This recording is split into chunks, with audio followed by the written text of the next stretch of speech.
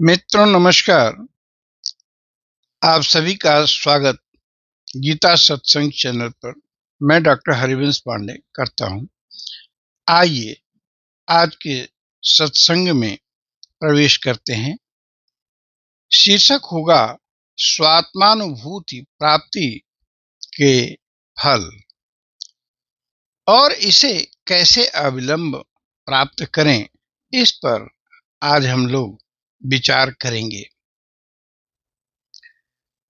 गीता के अध्याय 6 के श्लोक 23 से 25 तक के श्लोकों का स्पष्टीकरण किया गया है। शिष्य आनंद ने कहा, गुरुदेव, आपने गीता के अध्याय 6 के 20 से 22 तक में स्वात्मानुभूति प्राप्त के बहुत से विशेषणों को बताया। हम आनंदित हुए। अब इसका फल क्या होगा और इस योग के पूर्ण होने में कितना समय लगेगा, इस पर कृपया प्रकाश डालें। अब गुरु आत्मदेव ने कहा, इस योग का सबसे प्रमुख फल तो यही है कि दुख समाप्त ही हो जाएगा। 23वें श्लोक को देखो। तम विद्यात् दुख संयोग वियोगम। इस विद्या से दुख के संयोग का वियोग, a state of severance from union with pain, अर्थात दुख समाप्त हो जाएंगे। अतः योग संगीतम, इस योग को जानना चाहिए और स निश्चयेन योक्तव्यो, और पूर्ण निश्चय से अभ्यास करें। With determination practice this yoga. पर घबराए या उकताए नहीं, धैर्य से लगा रहे। योगो अनिर्विण्ण चेतसः, अनिर्विण्ण चेतसः का भाव है बिना उकताए। अब पूरे का भाव हो गया। इस योग से दुख समाप्त हो जाता है, अतः इसे बिना उकताए हुए धैर्य पूर्वक और प्रसन्न चित्त से अभ्यास करें। अब दूसरे शिष्य महान ने पूछा, इस योग की सिद्धि के लिए और क्या करें? तो गुरु ने कहा कि अध्याय 6 का 24वां श्लोक देखो।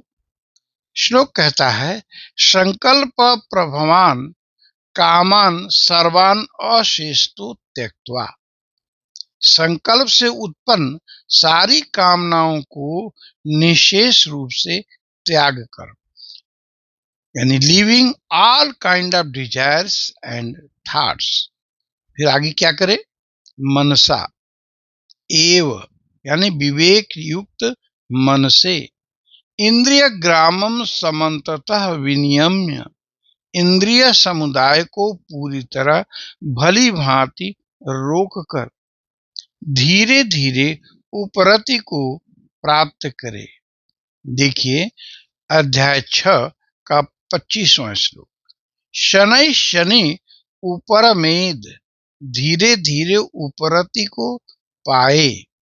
एकाएक नहीं, slowly get detached, don't be in Hari.